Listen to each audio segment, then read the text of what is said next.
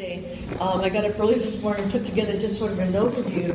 But what you're going to see essentially is a reflection of the work that done by myself, Crystal Martinez-Alir, who is a graduate of our Doctorate in Educational Leadership program, as well as the MS in Counseling program. Myself as a core faculty member in the doctoral program, I've been very blessed to have research funds and the assistance of Samantha Brito-Jacoby, who is not only an MS student in our program, Counselor Education, but because of her background in anthropology, has been very facilitative in the work that you're going to see here. So when we talk about embracing American Indian ways of educating, I'm not going to get into the work of Paulo Freire. I'm assuming that everybody here is well-versed, probably even more than I. However, you'll see the themes that are prevalent throughout the work that we are doing. And as we know, when we have praxis, it's not just about reflection, it's not just about dialogue, it's about action as well. Because otherwise, just to be writing, just to be presenting, and not doing anything is just a bunch of hot air, right? So what I'm actually leading us to in the scope of this presentation is for us to be able to look at the curriculum that is actually now out in at least one school being piloted as a result of this work. So the journal article that was published in our own doctoral journal looked at the assertion that incorporating American Indian ways of knowledge and orientation is not just good for American Indians, but it's good for everybody. And so you're going to see the theory that backs that up from everything from Mahler to Montessori that we assert within that journal article. So what we say is that American Indian culture, traditions, and practices are presented for their merit in promoting student learning within the K-12 educational institution. And we talk about merit because we know that any time when people have been conquered, have been colonized, that we tend to devalue them, right? They're thrown to the margins. What's talked about them in terms of historical records is always from the pen of the victor. And so what we know about American Indians has never been really brought to the forefront, and we'll be touching upon this later. So I talk about 5 different developmental theorists, and then Crystal asserts that by valuing and promoting American Indian culture and practices, that we're going to have greater strides in not just impacting American Indians in classrooms. Yes, in American Indian students, but also with all students as well. So what's good for American Indian children is good for all children. And as we look at a philosophy in terms of how we're all here now together, that how do we incorporate a sense of welcomeness, integration, and inclusion for all people? So the assertion is part of the journal article, and I have copies of it here if anybody has not had an opportunity to receive the journal already. Right there, Julie, could you pass those in right there? And the application is actually a paper I'll be presenting next week in Washington, D.C. at the ASH conference. So essentially, what does this look like in action? So when we talk about disrupting historical processes due to conquest and colonization, injustice, oppression, and ongoing omission, as well as negative portrayals in media, historical records, and so forth. And then I'm going to show you samples of what's actually going on right now in terms of the implementation. Because when we look at October 12th, and people say, oh, that's Columbus Day. I call it Indigenous Peoples Day, okay? And when we look at the Redskins, and we look at so much that is ingrained as part of our culture, that how do we go about deconstructing that? So we're taking the steps to make that happen. So let's assert the value, the merit of American Indian orientations. Have 5 theorists. Froebel talks about harmony and unity to the natural world. We know that when people came from the East, that they named this continent America, a female connotation from a patriarchal world. one in which it's there for the taking, okay? And the sense of that there is endless amount of resources. Well, we know that they aren't endless, and we are suffering that now.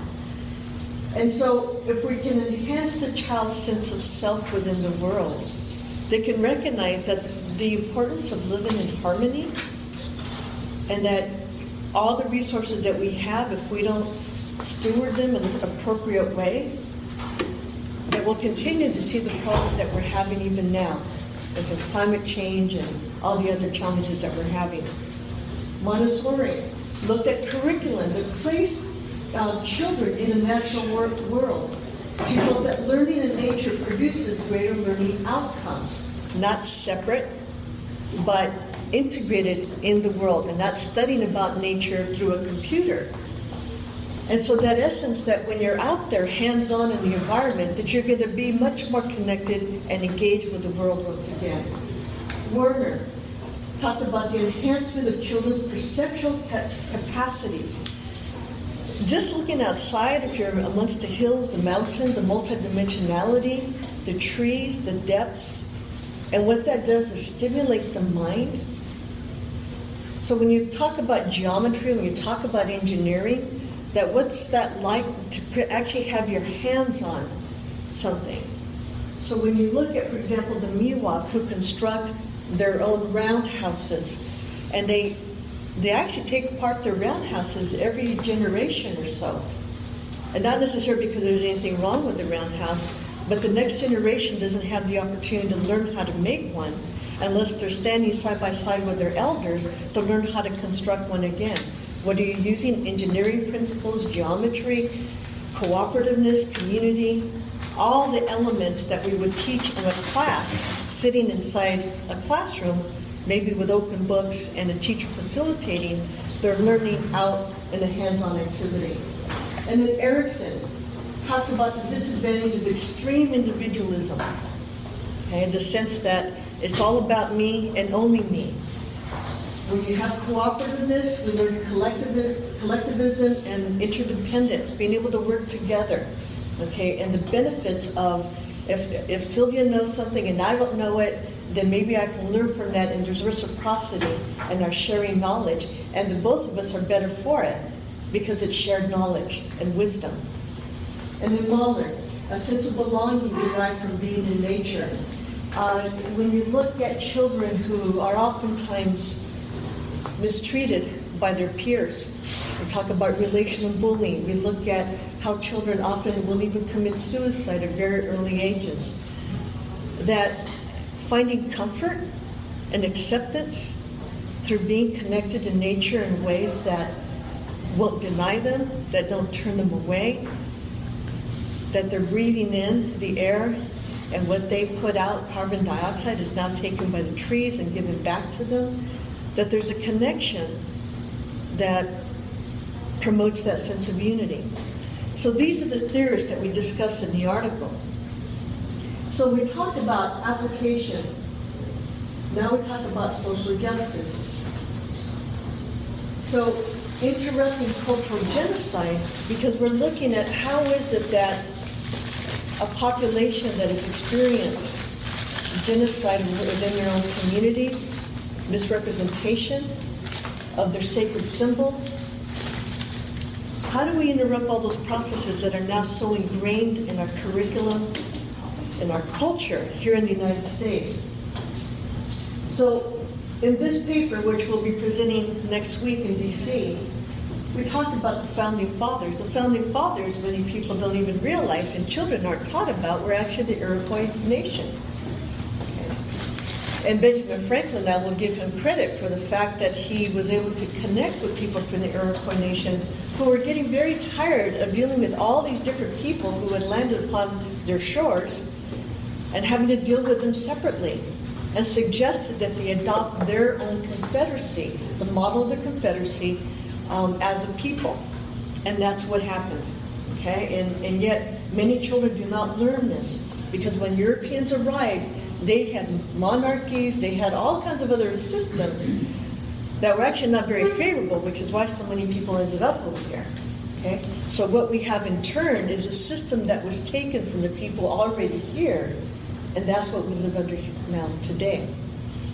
It would be of great benefit if Native American children and all children were to know this. The mission system.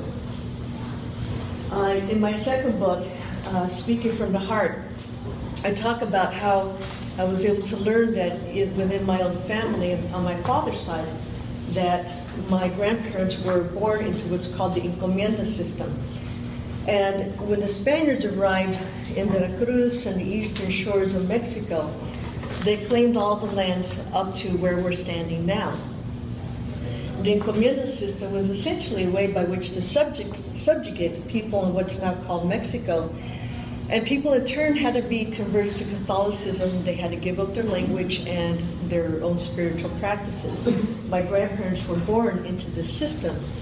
Relayed to me through oral tradition, my father conveyed to me that if a person didn't do what they were told to do, and my father was born into people known as the Purépecha in Guanajuato, that they would beat you to death and you would die right there, and then they would bring others to finish the work. We essentially know that as slavery here in the United States. That same system was brought along with the missions. And with the mission system to have forced labor, to convert a people by subjugation through religion, as well as to assert presence into Alta California, which is what we're standing on now, was the intention of the missions.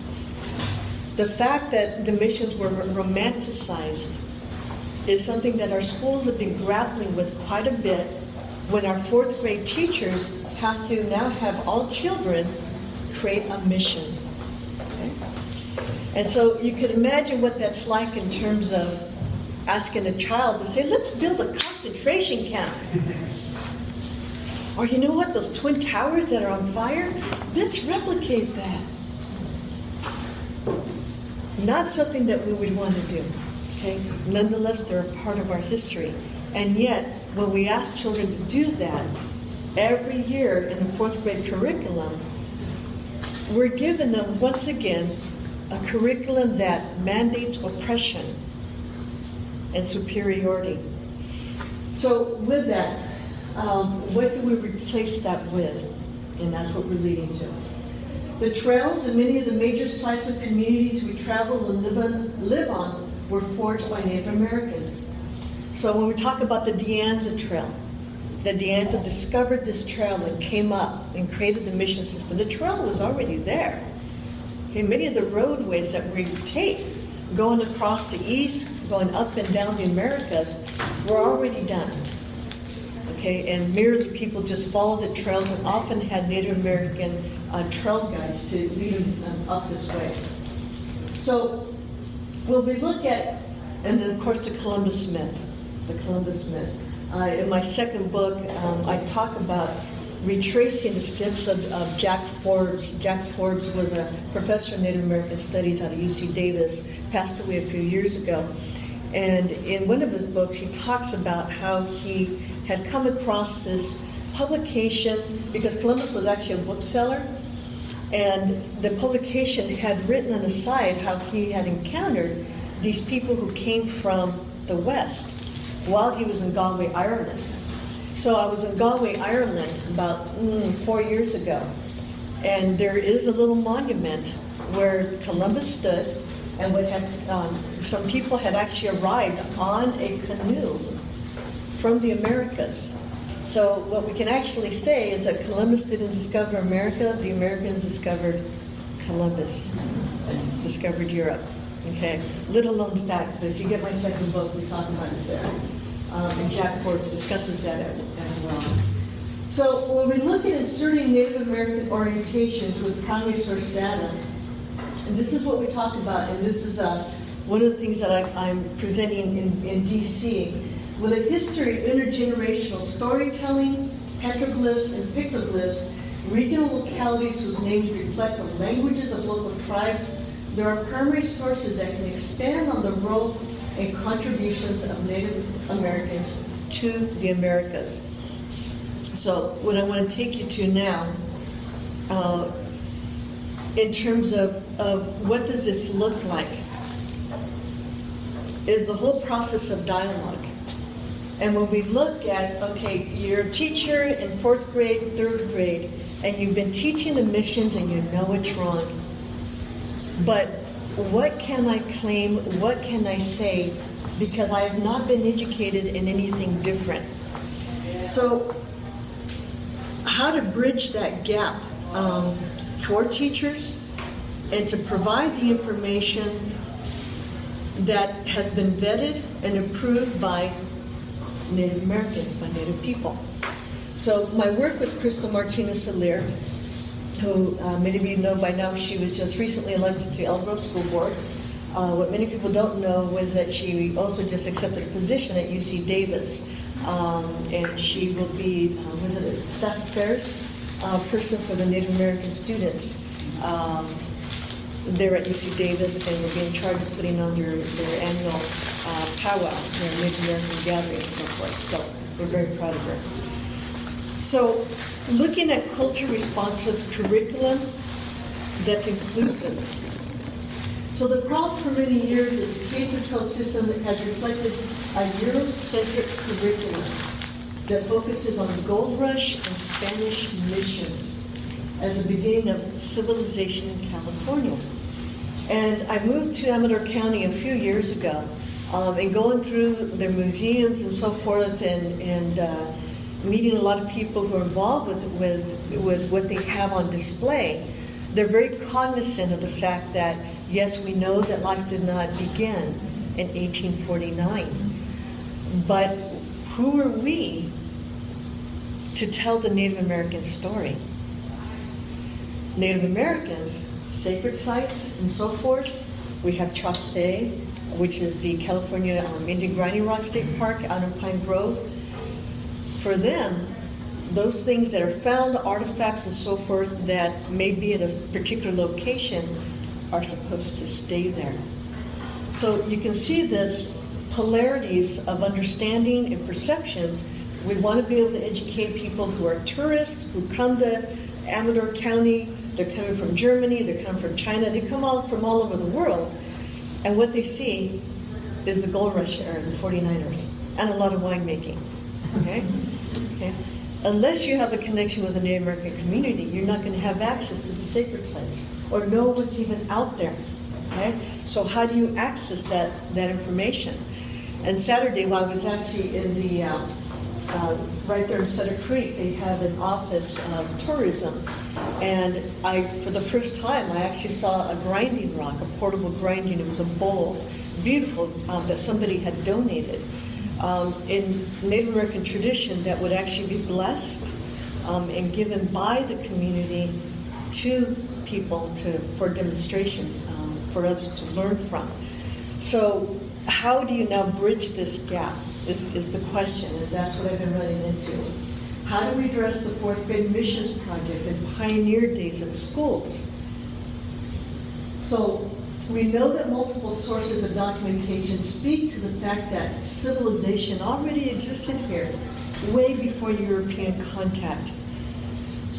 And we have stories, mythologies, they call them, but they're oral traditions that take us to a time where the place where we're standing right now was once underwater, and perhaps even several times underwater. Okay, those stories have been captured. And what should be included in culturally responsive curriculum in the K-12 public education system? So Crystal and myself, along with the support of our research assistant, whose support we get through the doctoral program, we've presented twice at California Indian conferences, once here in Sacramento, and unfortunately Sacramento hosted last year. A couple of weeks ago, we were down in San Bernardino presenting at the California Indian Conference.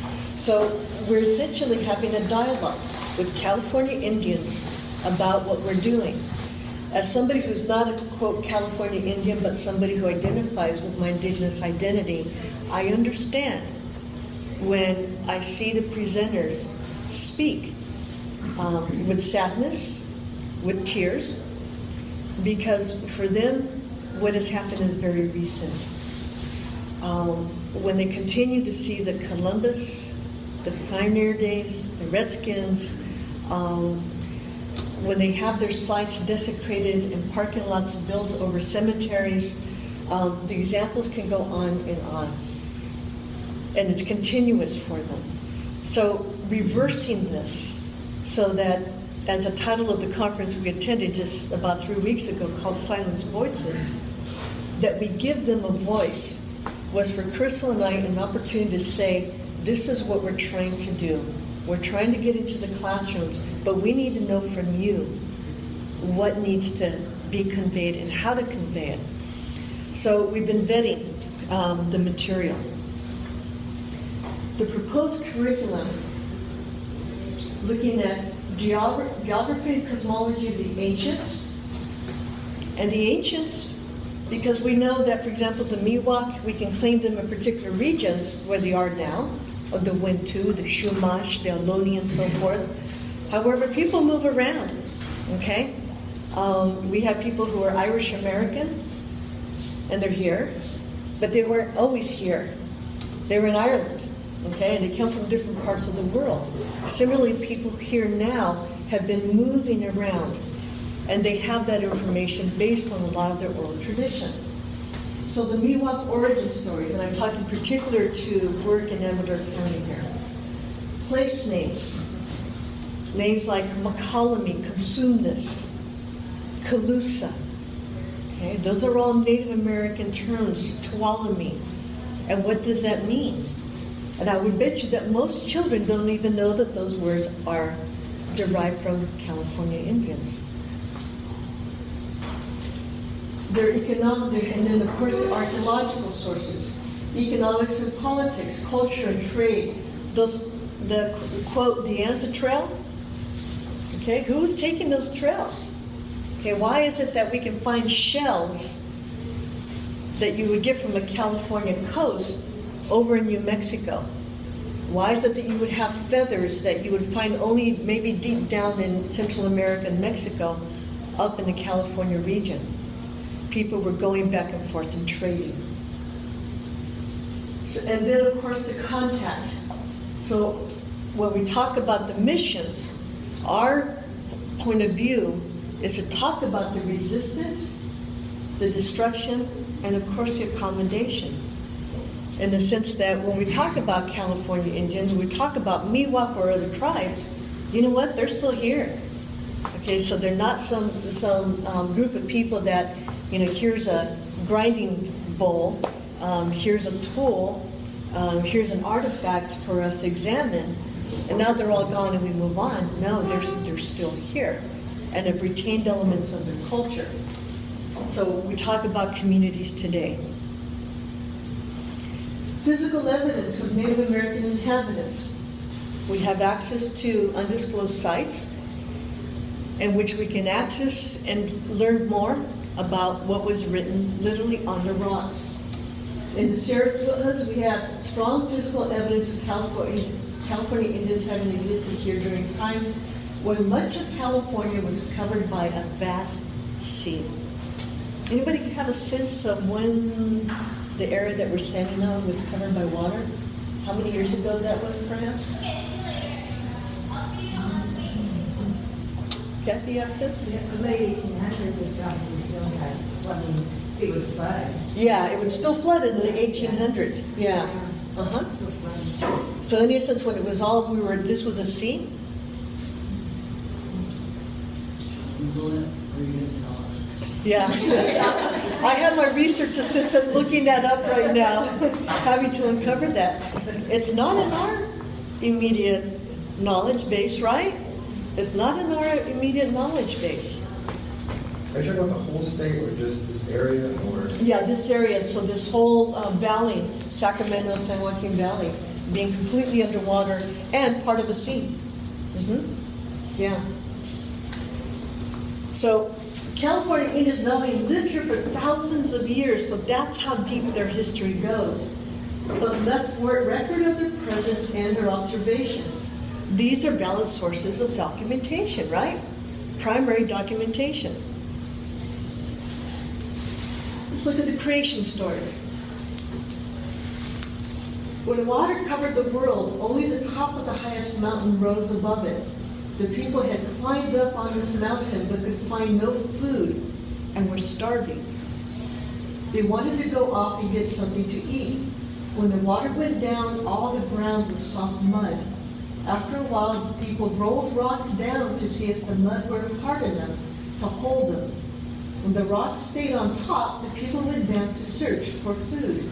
But the mud was not hard enough to hold them, and they sank out of sight, leaving deep holes where they had gone down. Then Kakalu, the ravens, came and stood at the holes, one at each hole where a man had gone down. After a while, when the ground hardened, the ravens turned into people. This is the reason the Miwok are so dark. It gives you a sense. People going to the high ground. You look at Mount Diablo, you look at the Sierras, you look at Mount Tamalpais, some of the areas in which we would know that people would have gone to while the water was rising. So the Miwok stories speak to the rising of the water and also the repeopling of the world after the flood. Our source, Thomas Williams, a Sierra Miwok. So oral tradition is a major source of history. Stories were formerly related at night in the circular assembly houses of the Miwok. Certain men versed in the myths often traveled from village to village, telling the tales in the assembly house of each village. So what do we call that in terms of education? What would that be called? As people are telling their history. Oral tradition, right? Oral history. Okay? So here we have, you see this figure here. Oh, I have a little pointer. I'll figure out how to use this without blinding myself. Oh. Yes. Right here, you can see, you see a headdress, you see the eye, you have the mouth that is open. Now, at this site, the Miwok families have visited, including Medicine Man from the Miwok Ion Band, a former tribal leader, and other elders, to validate what we have written on stone here. They told me that a lot of this, that some of this was not all necessarily Miwok, so they asked that that we bring somebody from one of the south of the border tribes. So we had access to someone by the name, we call her Mama Cobb in Germany, but her name is actually Anhalberta Cobb. And when she came to the side, and I said, I can tell that the mouth is open, and she said, he's singing.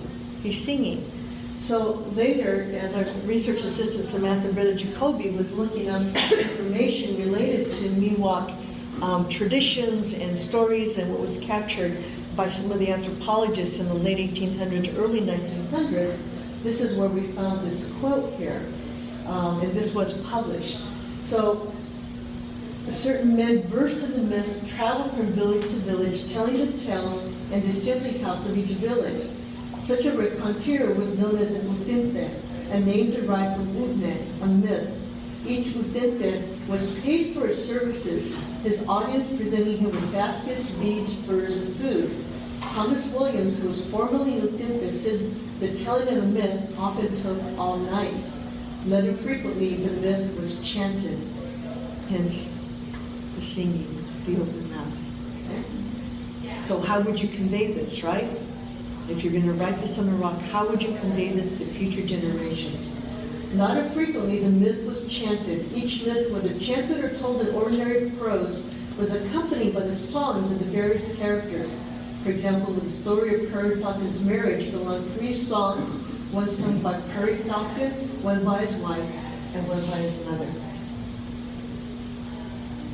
This is Thomas Williams. And so before his passing, we have Gifford, who recorded a number of his stories in which he talks about the tradition of the Udempe and actually recorded the stories that are associated with 3 different eras in which we recognize that we were all underwater at one point and then what happened afterwards. So Thomas Williams of Jamestown related 11 stories between 1913 and 1914. These stories were published after being translated into English, word for word, and originally recorded in Miwok. These stories are in Berkeley. I haven't had a chance to go to UCB and hang out there, but my understanding is a lot of the work of Kraber, Winslow, Gifford is held there in the archives of UC Berkeley. We're going to revisit these right here. These also come from the site. You can make out animals. Can you make out what that looks like right there? Buffalo? What is it? Buffalo? It kind of looks like a buffalo. This little guy right here. So, do you know what pigments they use for this? You know what? My research assistant has a little bit more knowledge on that. My background not being anthropology. But what's fascinating is that when we went to the California Indian Conference several weeks ago and talking with the California Indians who were attending, we had a number who are now in their area. They are doing their own education. And the frustration with many California Indians, because their records and their children are not doing well in our public schools, those who are connected with perhaps some of the wealthier nations due to a number of funding sources, whether it's casinos or whatnot, they're starting their own schools. And so when I told him what we were doing here, he talked about how they have lesson plans now where they talk about the pigments and what they're able to use, what they use to make them. And so kids now are able to do petroglyphs and so forth now, and they were willing to share that with public school teachers, as well as how they made acorn mush and the chemistry of it. So you're looking at science, and then having, you know, I've got zillions of acorns on my property right now. I don't know what to do with them yet because I'm not from an acorn culture. Nonetheless, people lived off of the acorns at one time. And so to have the science and the integration of those units in our science classes would be wonderful, and this is what they were offering. Here you can see, if anybody's familiar with the Seattle Seahawks, very similar to falcon there. Right here you can see turtle. You have a face right here looking up to the sky. Another face looking to the sky. This right here is a huge bird, which stands about 6 to 7 feet tall. This, as you can see, is about 3 to 4 feet wide, carved right into the ground, looks like a bird in flight. And here, does anybody remember when buffalo were here in California? Somebody saw them and recorded it here. Okay? So giving us an indication of what they had in their world. So when we talk about how we change the curriculum in our public schools, we look at the evidence that we have here. That's the one face you saw looking to the sky. And we talk about California Indian Agency. So we still talk about the missions, but what was the response to now people are coming onto our land, they're enslaving our people, and despite how oftentimes when you go to the missions and the way that it's put across as these happy Indians are being fed, and thank God that these missionaries came and saved them from their nakedness, and you know, very condescending, very belittling, and making a record that makes it look as though the California Indians were heathens. Yet when we look at the record of what they left behind, here you see, what do you see there?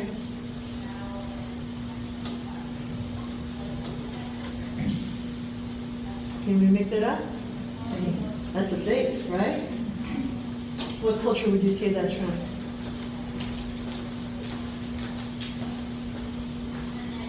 The nose? Yeah, you see that whole face here. There's the nose right there. You see that earlobe, the earring. You see the headdress right there. Okay? So, it's California Indian, perhaps, most likely. Okay? Here, you can see the hat. You see the beard. This right here is a feather. Our cultural expert, Alberta Cobb, she called this La Pluma Royale, which is translated as the royal feather, somebody of stature. So Samantha, she looked up a picture of one of the first Spaniards to come inland Oh, Juan de Anza, Bautista de Anza. I've seen another picture of him where he has this kind of hat. You know those hats we wear at graduation, not the mortarboard, but the other one? Usually the Stanford grads and all those guys have this kind of, okay, that's this kind of hat, okay? This one he's using the other version, but you still see the pluma royal, the royal plume. So imagine if he was wearing the kind that some of our colleagues wear, and then the plume would go down the side. So here we have a story, folks, because right here, you see him right there? That's him, right there. Story? He's got his back to him. He's up on high ground. I see you, but you don't know that I see you because your back is turned to me. But now that I see you, I can go back and tell others that you're here. Okay? There's a story there. Here, before email, folks, there was rock mail. All right? You see the shield right here? See the shield? You see the helmet? Okay? You see the face. So I see this, I carve it, I give it to Jenny. Jenny, you go tell your tribe who's here and what they're doing here. This is what I saw, this is what I experienced. We need to organize, we need to get our people together. The resistance movement started with one of the very, very first missions in San Diego. Okay? People were fighting. People were working together, okay, to try to uproot what was coming. Here, you see very clearly a face as well. Okay? So people were communicating. Place names, as we discussed earlier. You look at some of the names that are here. Carquinez had no idea that was from the Wintu Cafe, from the Patwin. Kasumis, he's salmon, that comes from the plains Miwok. Kalusa is from the Patwin tribe. So you can recognize all these different names. Chochilla. You go on, we have a whole other page. So we're breaking these names down so that we have them area specific. And again, these are just the ones that Samantha was able to locate right out of California. The Sousa College, I had no idea that was a Native American word. Okay. Malibu, I don't think we even have, do we still have Shumash living there? I know Barbara Streisand has a beautiful place there. Okay. Okay, that came from Native American as well. And here's some more. And more again. So, to correct the historical record, where we're moving, so we talk about praxis, it's not just about talking, it's not just about writing journal articles and presenting at conferences. It's also, for us, been about bridging. So, at this time, we're working with teachers at an Amador County elementary school to develop a pilot curriculum that not only includes local Californian perspectives, but draws from the sources that we've been talking about for the last half hour. So what we did is we had an opportunity again in San Bernardino to talk with California Indians. We presented this information to them and asked them what their thoughts were. Pretty much got validation that when California Indians left their history on the rocks, they wanted their story told. So what we did was we brought three teachers and the principal. Cedar Creek Elementary went out to the site so they know the source, they got to see it for themselves. We have a number of images that we're now using and have put together lesson plans. Part of this effort, we've now brought in other people. Many of you are familiar with Mimi Coughlin, who's out of teacher ed, and Mimi is working with us in terms of the Common Core standards of how to write the curriculum in such a way that teachers can get the information and apply it right into the classroom.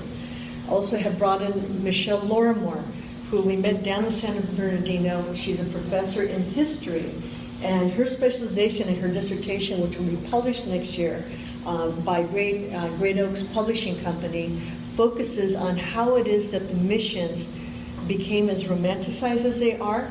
And basically what she points at is a tourism focus, and again, an attempt to connect with a European past as opposed to a California Indian past, which there's multiple layers of oppression and racism associated to that. So we've brought her in to also look at the curriculum that we've put together. So what we start out with essentially in this curriculum, and this has already been sent on, it's in a pilot format right now, is exploring California Indian knowledge and teachings about our region. So we look at the sources of things such as, and let me pull this up for you here.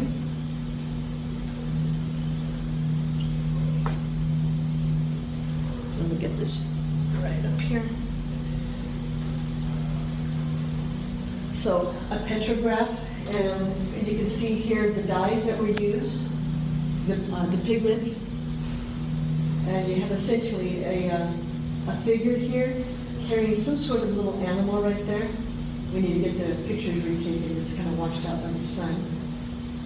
A pictoglyph, and by now the children have already learned the definitions and to differentiate between the three. We have an otente, so they learned the importance of storytellers in California Indian traditions.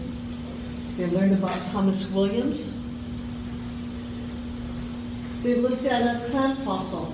This was taken from a property which is about 900 feet in the Sierra foothills, which tells us that the sea went up that high at one time.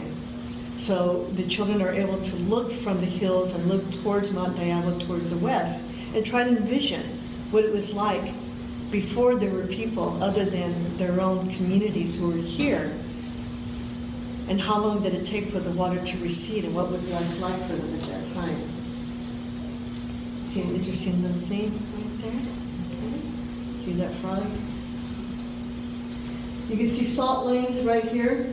So why would there be salt at 900 feet, okay, elevation? So this is all getting something, this has all been given to the elementary teachers. Here you can see a bird, you have fish right here. Might be a buffalo, I'm not sure. It might be a rabbit as well. You see the kind of big ears right there, or it's a sort of ram. There's that turtle again, and there's the buffalo again. So with that, you're getting a sense of the curriculum rolling out. At this time, just on Monday, I sent out the next series of lesson plans to Dr. Coughlin for her to look at it and to look at how we can use place names and some of the other images that we want to integrate so that children are able to expand their knowledge of California way before the gold rush. And understanding that when we talk about 1849, that in terms of the historical record, that's just like this amount of time in a span of existence that's been right here in California. So for us to now roll this out, we want to get feedback from the educators, how it's been implemented, what feedback they have. At the conference in San Bernardino, one of the organizers asked about the possibility of next year having a 4-hour forum. And those of you who've put on conferences before know that's a lot of time. But they possibly have these California teachers along with California Indian educators working together, inviting other California public school educators, and look at how we can now share our curriculum so that what's being taught to California Indians, not just in Sutter Creek, but also in Southern California, now starts to spread. So that if my child goes to school in Malibu, that they're going to be learning about the Chumash before they learn about Barbra Streisand, right? Okay? So looking at that the historical record needs to be inclusive of the people that were of that land there first. Yeah. So I have a question. So as you develop this curriculum, are you planning to have it well, let me start a different way. So Miwok are up here, Chumash are more like Santa Barbara. Yeah, the coast, The tribes that were in, people that were in Southern California and the deserts had completely different Exactly. cultures, and there's not as much record. Yes. So are you gonna, I mean, there were a lot of different peoples here, right? Exactly. So are you gonna suggest that it's tailored to the different areas? Yes, and to the greatest extent possible, and we know that there are many tribes that are no longer here, right? Right. Okay, Like in Southern many were California? annihilated, but as close as possible to the accurate records that we can derive. What we learned when we went to San Bernardino, for example, was that one of the tribes, the Yurok, which is where this necklace comes from, that they've been working with geologists and learning that there was a 10.0 earthquake that hit this region of the world. And so that we actually had two major floods. You can imagine annihilation of people way even before the gold rush came, right? And people dying through disease and other heinous ways. But if we can get those stories, if we can get the nearest tribe that can provide us with what we know, as well as archaeological evidence, then what we can reconstruct, at least for children to have an essence of respect and connectedness and groundedness to the world, is what we're looking for. Well, because also I think that, it would be important for children to know there's no such thing as a California Indian, right? Like, Yes, it's very, absolutely. very diverse cultures. Absolutely. Yes, these lines that delineate states and nations and so forth, that's all new stuff. In fact, what I had just recently put together and sent off to be vetted by Mimi and others consists of those people that were going back and forth between Mexico, Central America, South America, and all the way up and down. There were no national boundaries. You didn't have to check in at the border and ask if you had a passport, right? So with that, we're opening up the whole understanding of the trails that were already there. Yeah, and there were a lot of similarities and also differences between tribes. So hopefully you're right. I mean, what you're leading to, which was my hope, is an understanding of the Americas before contact, before Columbus, and the vibrance of what was here, and still here to some extent. Yeah. So I wanted to give time for questions and to be able to just share your thoughts. And I just wanted to show the one image. This is the one I just sent out on Monday. These are Pochtecas. Pochtecas were essentially merchants who would travel up and down these trails. You can see they're carrying their goods on their back. And so you can see an ancient trail that they're following, going from one community to another, trading. So this is in the next set of lesson plans that's out there right now. Any questions? Any thoughts? Observations? Yes.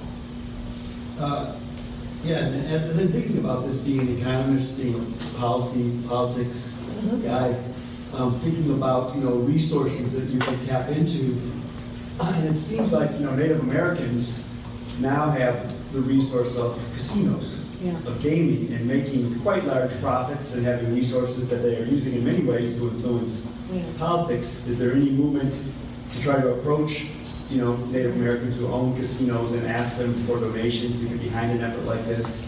Yeah, and it's interesting because our legislature has already passed a bill that talks about inclusion, right? But what I found is that for the educators, for them to have the training, to have the resources, they don't have it, and that's why when we were asked just sort of informally about the possibility when our conference will be in Berkeley next year to try to coordinate the California Indian educators who have their own private schools funded by casino money and other such money, to have them interacting with public teachers that's an opportunity right there. And it could be that, yeah, we may have to do some larger funding to get the word out and to host conferences to be able to disseminate this sort of information, as well as just that opportunity for people to come together and learn from one another. And recognize that being a sensitive topic that it could be, that I feel that people, they understand it's time. It's time to do some healing through a curriculum that can be very, very responsive to everybody. Yes, Jim? So my daughter, I found myself sort of agnostic about technology and education in terms of the curriculum. Mm-hmm. I don't like the idea of, and this is a preface, I don't like the idea of, putting 50 kids in the cubicles in a room and thinking that that's teaching. But I have noticed my daughter using something called Dreambox, where it has all of these sort of really interesting approaches to learning sort of in her own time instead of watching whatever. Right? Mm-hmm. And so it seems like this work really lends itself to this sort of the technology aspect, the picture, being able to outline the different animals, having different choices of what even the science of a lot of the things that Native Americans do. And it just would seem so interesting if you could partner with, have a technology partner in Silicon Valley who could, and of course, where you had editorial control, but could render these lessons in ways that the kids of this generation are really interested in. I mean, this work is so interesting to me. And just as on a quick personal note, I'm not from California, so I didn't know all the issues of the missions. And I was actually on a mission to see the missions. And I've seen probably 3/4 of them across the state.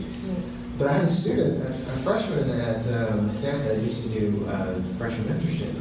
And I was talking about the missions, and she said, here's what I learned about the missions in my school. And I was blown away because the conversations at the missions themselves was completely different than what this freshman at Stanford she had experienced in her curriculum. And then in my own research in Texas, in the social studies standards, Native Americans have been completely excised from the social studies standards. Now, I think they're mentioned once in relation to Sherman. There are no, and we published this in the Harvard Review, no Native American leaders.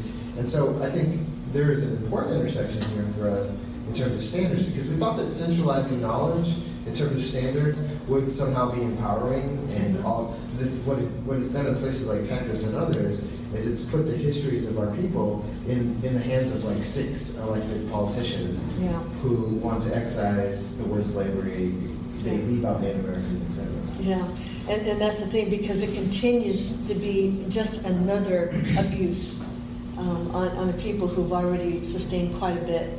And so for us so back to the very first journal article, which brought you all here, is valuing and meriting what we have to learn from them.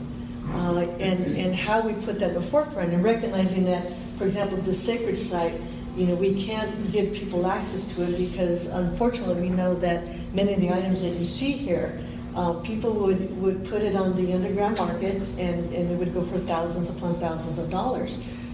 So to protect it, but yet share it with others in a way that people can learn and understand that these were people who were doing art, they were doing incredible things and reporting their history and what they saw around them. So I think that would be incredible to be able to do that.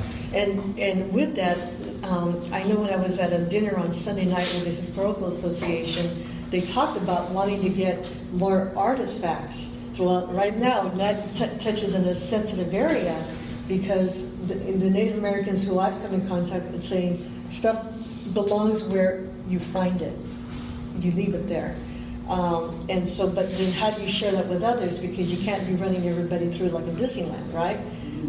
So how do we get pictures and make sure that other people can understand, wow, it was vibrant cultures, and look at what they were doing, and what do we take from this? Yeah. I'm sorry, I missed the part of your talk. You may have talked about this. Are you coordinating at all with other colleges and departments here at the university? I'm just thinking, Brandon Lindsay, who's a faculty member here. Okay, this is his area, and we've had many conversations just about the richness of his work and his perspective, I would just think that would be someone wonderful to couple with, but it sounds like you're already familiar. Well, it's so you should bring up his name, and because our colleague, who I met her down in San Bernardino, and she's expert on how the missions became so romanticized. She and I were emailing on Monday, and she goes, "You need to hook up with Brenda Lindsay, who's on your campus." Okay, I'll shoot a quick email when I go back. Yeah. Tell them I need to go walk over and say hello. Yeah, I think he could have some really neat Yes. thoughts too about, putting forward this agenda. Yeah, absolutely. So I do need to hook up with her. Okay. Maybe we could walk over together. Okay, that sounds good. Yeah. Is there one more question so we can hear? I think Jen had a question. Just, almost just more comment. I was at Montana State, and we got a huge NSF grant for teacher preparation, but it was partnerships between, up there are 7 distinct reservations that have their own K-12 and tribal colleges, so each has their own tribe. But there are tribes that were pushed together, so they don't really share the same culture. But despite that, it was a math preparation, and we partnered with each tribe and drew from their own local, it was around math.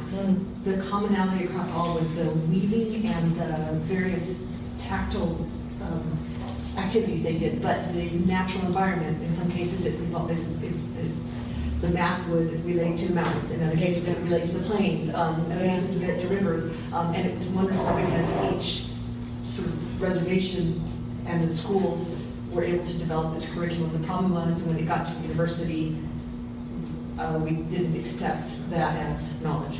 Oh. So some of the courses that were co-prepared by university faculty with the tribal colleges weren't counted, including one on Blackfeet history that didn't count as American history because it wasn't American. So I'm just sort of sharing the experiences we had. They're very different climate than here in California, but the locality was so important and was fascinating to me, and yet then we didn't accept it. Yeah. Well, I thank everybody for coming, humbly, from my heart, taking an interest, and I did make some banana bread. I think banana bread is a carrot bread. It's like carrot pumpkin bread. Okay, so it's carrot bread. Yeah. It's always a surprise what I'm going to pull out of my freezer. But please help yourself. And then I still have some water and some soda if anybody would like something. So thank you again. Thank you so much.